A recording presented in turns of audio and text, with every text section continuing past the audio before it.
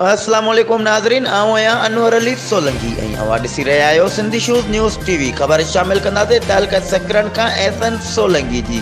ज़िले शहीद बेनज़ीराबाद जी ॿियो नंबर वॾी तालका अस्पताल में दवाऊं ऐं ॿियनि सहूलतुनि जी खोट ख़िलाफ़ सक़रंड बहितरी कमेटीअ पारां चांडिया पेट्रोल पंप खां साफ़ी चौक ताईं एहतजाजी रैली कढी मुज़ाहिरो कयो वियो।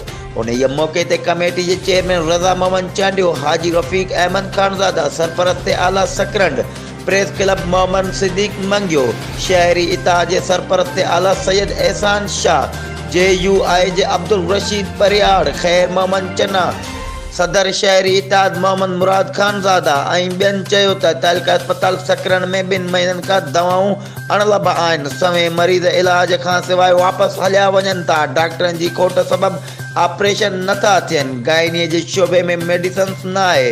एमरजेंसी ऐं ॿेराड़ी तोड़े शहर खां ईंदड़ डिलीवरी केस प्राइवेट सेंटरुनि ते मोकिलिया वञनि था या वरी नवाबशाह रेफर कया वञनि था। एम्बुलेंस में तेल न आहे, जंहिंजे करे माण्हुनि खे सख़्तु परेशान थियणो पवे थो। इन्हनि वज़ीर आला सिंध, वज़ीर सिहत, MNA ऐं MPAs खां मुतालबो कंदे चयो त तालका अस्पताल सक़रंड खे दवाउनि समेत समूरी सहूलतूं मुहैया कयूं वञनि। ॿी सूरत में एहतजाज जो दाइरो वधायो वेंदो। एहतजाज में मुख़्तलिफ़ सियासी समाजी तंज़ीमुनि जे अॻुवाननि समेत माण्हुनि जी वॾे तइदाद में शिरकत। वधीक ख़बरुनि ऐं अपडेट्स लाइ ॾिसंदा रहो सिंधी शूज़ न्यूज़ TV।